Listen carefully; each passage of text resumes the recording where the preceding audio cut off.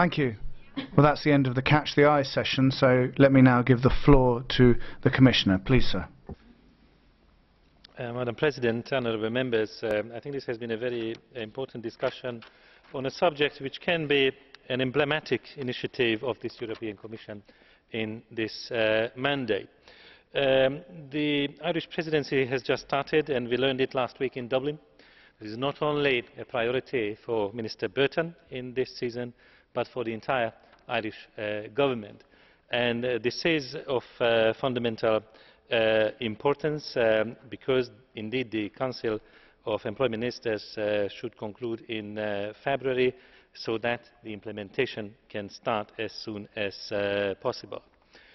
We know the situation has been very serious, but since I heard some points from Ireland but also from Spain which points the finger to the Commission and the European policy on this matter, I would like to invite a more serious analysis.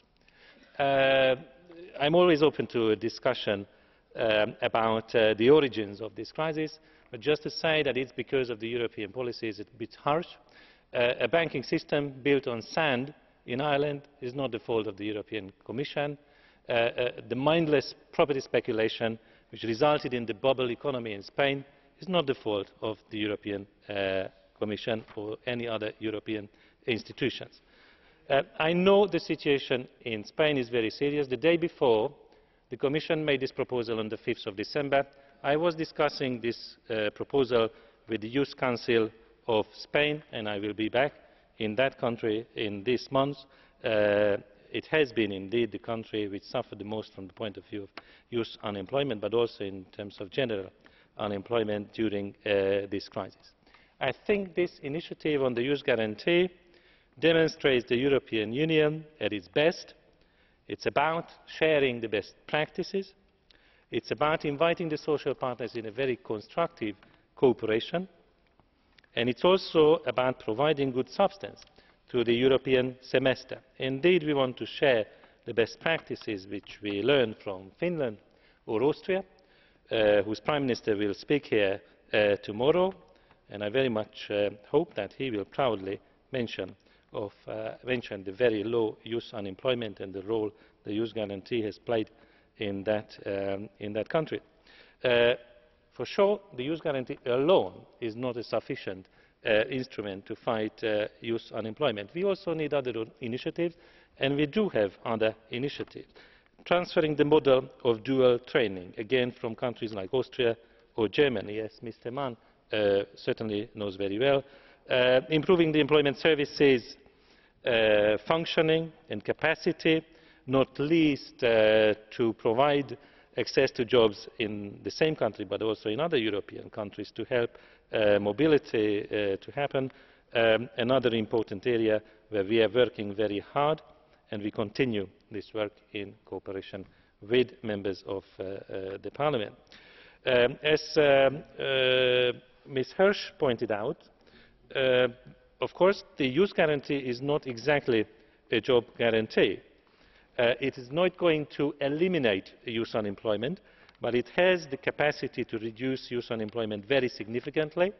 It will have to offer packages of jobs, training, further education, higher education opportunities, and even if the actual offer for someone is a training or learning opportunity, it must be a very useful one, and it must add to the employability of the young unemployed person in the context of the given country or region.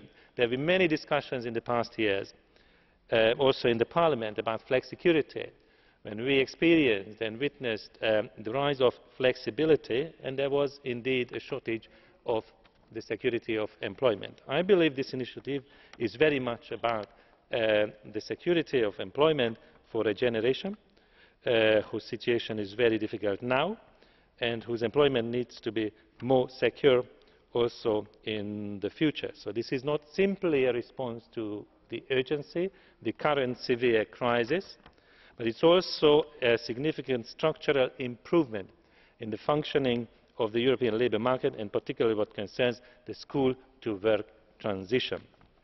Funding, as we discussed in the introduction, indeed is key, but the resources are there in the European Social Fund. They need to be prioritised. They need to be prioritised now and also for the long-term future.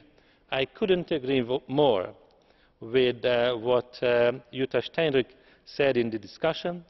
We have seen enough crocodile tears shed for the unemployed youth of Europe. We definitely need now clear contributions on funding what concerns current ESF in this year, but also the European Social Fund for the long term in the next MFF, because that is going to be the key resource for supporting youth guarantee schemes.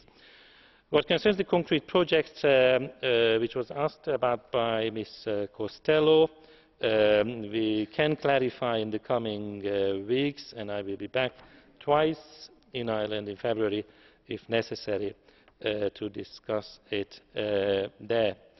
I would like to thank for all the discussions and support from the European Parliament, not only today but in the last 3 years, indeed from the very start of the Europe 2020 strategy and its flagship initiatives for youth and employment. MEPs from Ms Turunen and Madame Beres played a very significant role. We will need this support also in the future, because this discussion does not stop here. But I think this support which the concept of the youth guarantee receives now should be crucial. The message should be sent to the Member States whose agreement is needed on the scheme in February, but also on the funding aspect at a later stage. Thank you very much. Grazie, Commissario. Thank you, Commissioner.